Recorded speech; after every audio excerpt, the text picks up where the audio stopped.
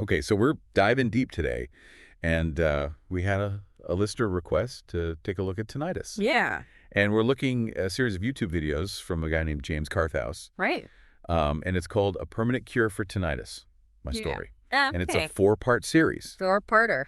So we've got the transcripts here, and we're going to try to really pull out what Carthouse is saying about tinnitus, Yeah. what it is, and how he thinks we can find relief from it. Yeah, and his perspective is really interesting because he comes right out of the gate and says tinnitus is absolutely curable. Okay. Which, for a lot of folks listening, that might be a very different idea than what they've heard from, doctors or other sources. Right. So it's worth exploring where he's coming from with this. So to kind of set the stage for where he's coming from, Mm-hmm. what's his background? What's his own experience with this? So Carthouse developed tinnitus over 20 years ago, and he partially attributes it to his time as a helicopter pilot in the military. Okay. So, exposure to that loud noise. But a really key part of his story and how he got into this is his struggle with chronic stress, which led to anxiety and panic disorder. Okay. And he sees a very strong link between his anxiety and his tinnitus. Okay, so he kind of had this experience with chronic stress and anxiety and panic disorder Right. before the tinnitus or alongside the tinnitus. How did that?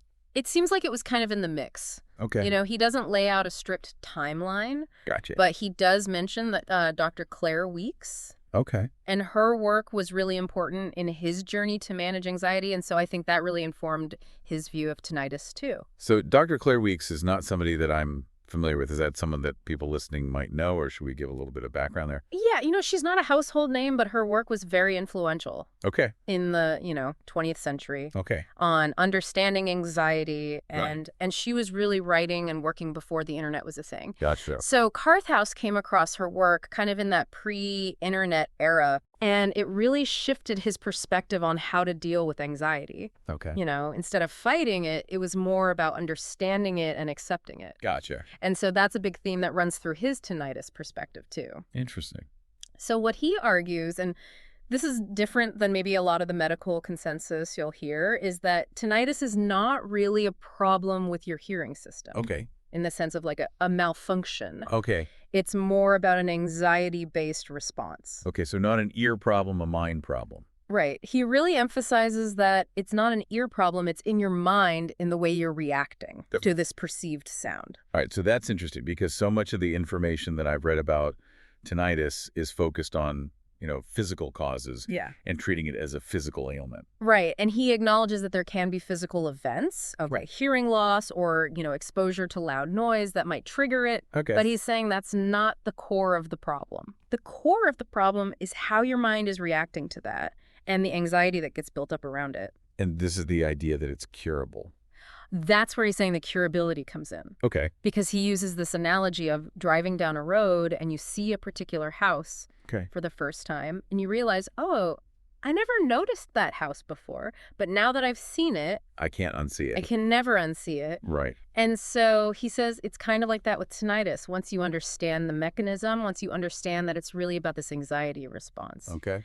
that fear kind of melts away, and it's very difficult to go back to that fearful state. Interesting. Because you've seen the house, you understand it now. Okay, so you're saying the cure is not necessarily getting rid of the sound. Yeah. It's more about changing how you perceive it and how you react to it. Exactly. And he really emphasizes that your body isn't malfunctioning. It's actually what he calls hyperfunctioning. Okay.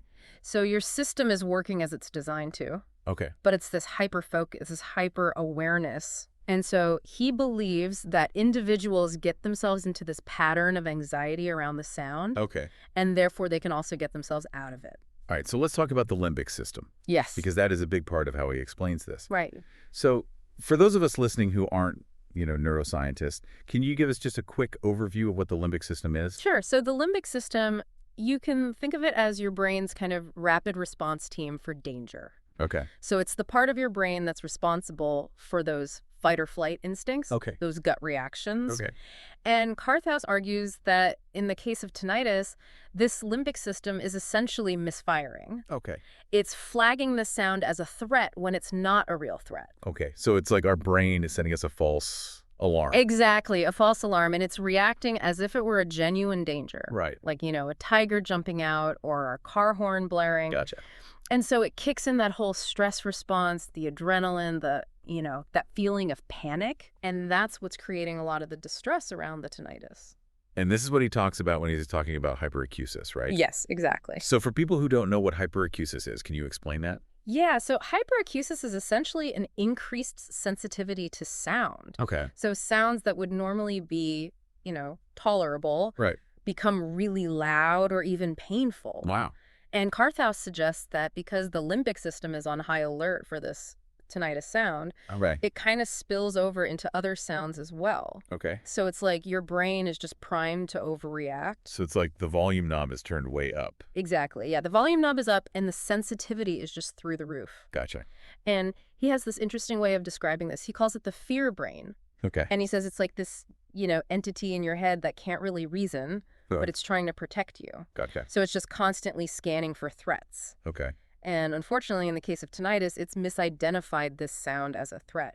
Okay, so we've got this limbic system, the fear brain, that's misidentified this sound as a threat and is kind of overreacting to it. Right. And that's leading to the anxiety and the hyperacusis and all of the negative. That's a whole cascade of effects. Right. Okay. And he brings up Dr. Jastroboff. Yes. Is it Jastroboff? Yeah, Dr. Paul Jastroboff. Okay. So Carthouse really credits Dr. Jastroboff's work with helping him understand this connection. Okay. And Dr. Jastroboff is known for? He's a pioneer in developing tinnitus retraining therapy, or TRT. Right. And what is that from Carthouse's perspective? So TRT, from Carthouse's perspective, is really about addressing the anxiety response to tinnitus. Okay. Not trying to eliminate the sound itself. Okay. So again, it goes back to this idea that it's not an ear problem, it's a brain problem. Right. Okay. So retraining the brain to not react to the sound. Exactly. All right. So he also talks a lot about emotions. Yes. Right. The frustration, Right. the irritability, the sadness, the depression that often goes along with tinnitus. Right. He really highlights that. What's his take on that? He says those are all emotional responses. And he makes a distinction between tinnitus and, say, a physical ailment, where the emotions might be more secondary. Okay. Like if you break your leg, you're in pain, you might be frustrated. Right. But the pain is the primary thing. Okay. Whereas with tinnitus, he's arguing that the emotional reaction is a central part of the problem itself. So those emotions aren't just a side effect of having tinnitus, they're actually feeding the problem. Exactly. They're feeding the problem, and they're reinforcing that fear response in the limbic system. Gotcha. Okay, so for people listening, have you noticed a connection between how you're feeling emotionally and how intense your tinnitus is?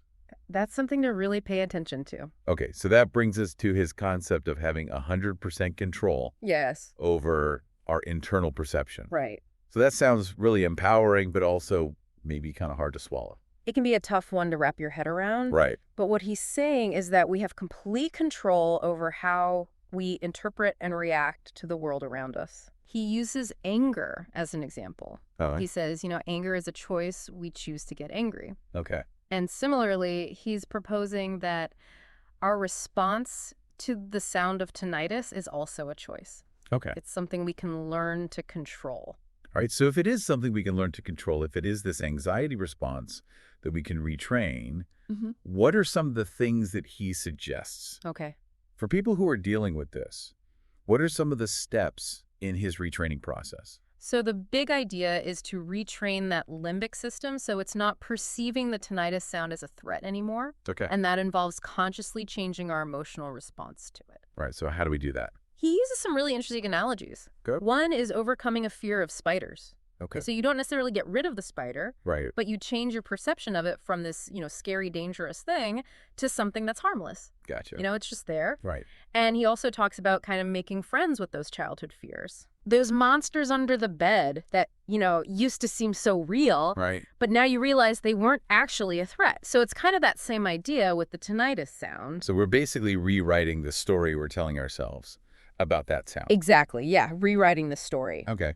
And he suggests this idea of letting the noise come Okay. without resistance. Okay. Kind of like if you have a panic attack, Okay. fighting it often makes it worse. No. But if you can just kind of ride the wave, Okay. it tends to dissipate. Gotcha. And he also talks about this idea that our ears are always trying to hear, Okay. just like our eyes are always trying to see. Okay. So there's this background activity. Gotcha. And sometimes we become hyper-aware of that background activity, Okay. and that's when it becomes a problem. Interesting. So he's saying, that sound is normal. It's just that we've become fixated on it. Okay. And the key is to kind of defixate from it. Okay, so what are some of the things that people can do to kind of start that process of defixating?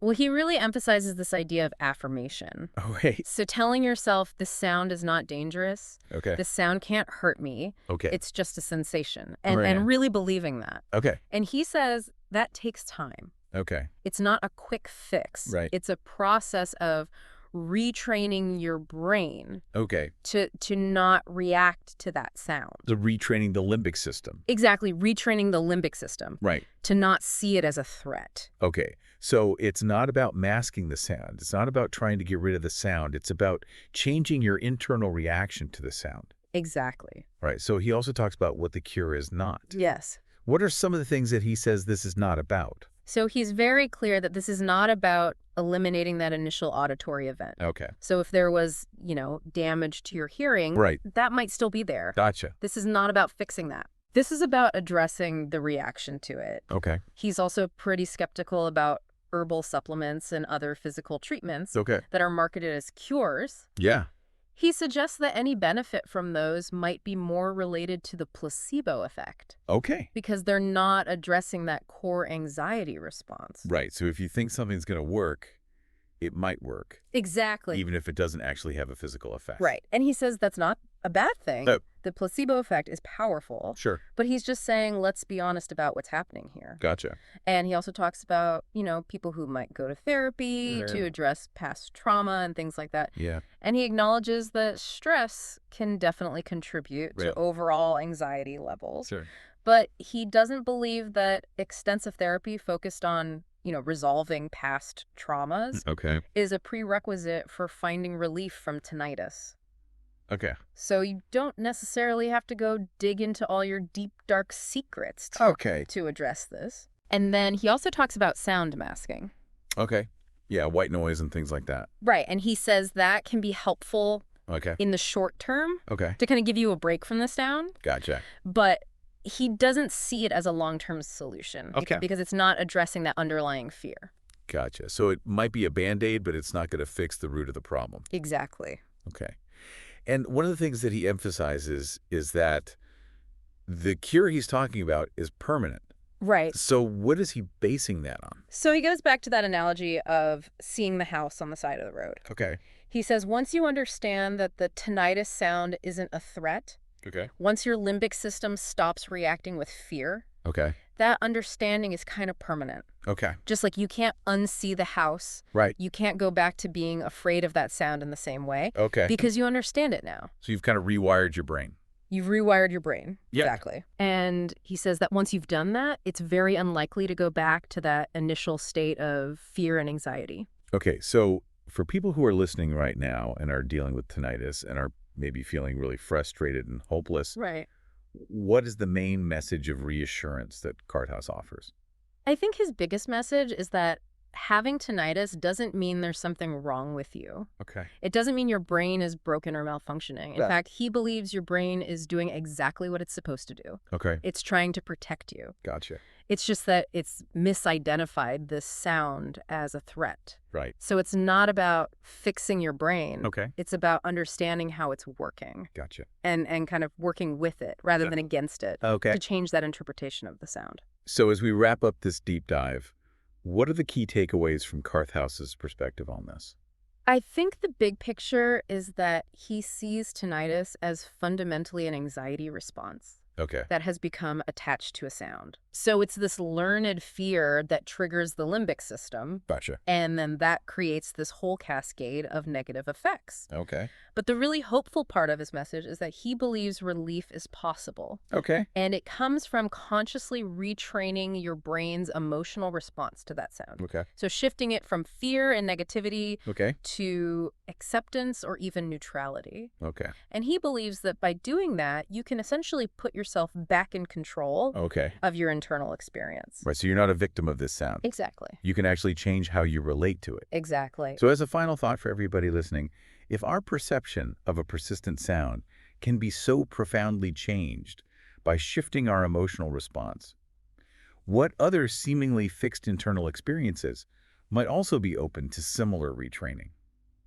That's a really interesting question. Right. It makes you think about all the things that we perceive as, unchangeable. Right. And maybe there's more potential for change than we realize. Right, because if we can change our perception of sound, maybe we can change our perception of other things as well. Exactly. It opens up a lot of possibilities.